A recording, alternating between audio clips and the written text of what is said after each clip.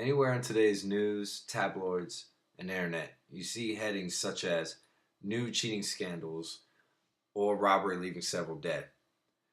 People from all over have forgotten their sanity, and it seems as if nobody cares of the consequences nor the reasoning as to why people tend to do whatever it is that they want to do, regardless of who might be around and the action of what it might cost them.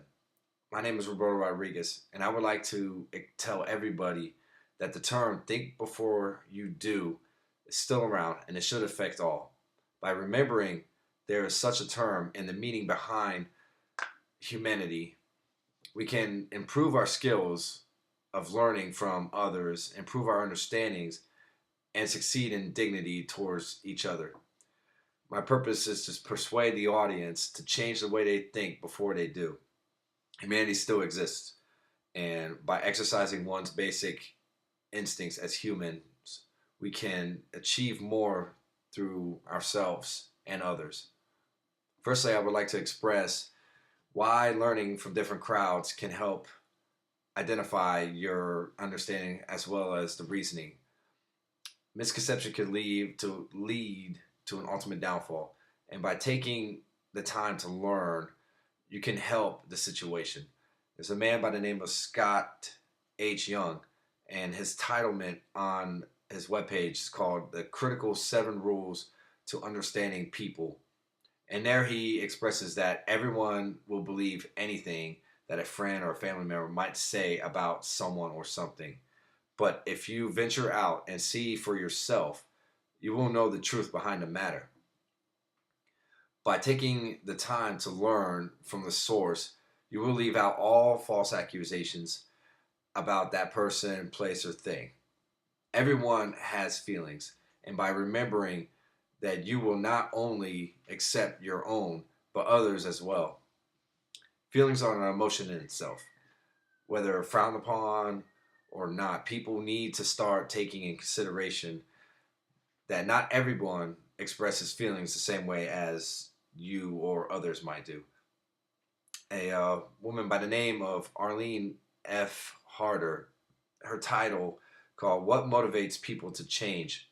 In there, she expresses that outbursts of anger, depression, and self-conscious remarks of oneself may indicate towards something. But what if people don't tend to show those type of traits? The key to being modest is to relate everything to yourself. By following the golden rule, so to speak, of life and remembering that you're not the only one being affected. Realizing that nothing in this world stay the same, you can begin to recognize different patterns in oneself or family member, loved one, or friend. Their attitude towards a deep feeling tend to change. When it comes to friendships and relationships, change must come from both ends, not just one. People tend to believe that they themselves are never at fault. Change must come from both ends of the friendship or the relationship. Time has no limits, but we as humans do. Holding on to grudges will ultimately bring your life short and keeping you on the edge until your death. Letting things go will help you enjoy the life that you want to live without having any worries as to the unimportant things. By remembering the definition of humanity and remembering in the definition that there is a term called human condition, we can come to terms that living is the ultimate human condition. Once we're born, we're ever so haunted of the truth of death.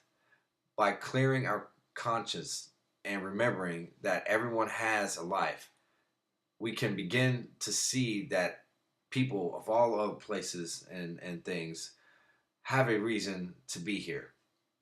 Human rights organizations have been around for many, many years now. There must be a reason as to the human condition and how everyone wants to be treated equal. Equality comes with a price, and that price must be paid so that all may know true feelings of being considered humans and what it means to accept others as humanly as possible. We can now agree that change must come to those willing to see a difference. And in remembering that, we can now sum up what we just went over.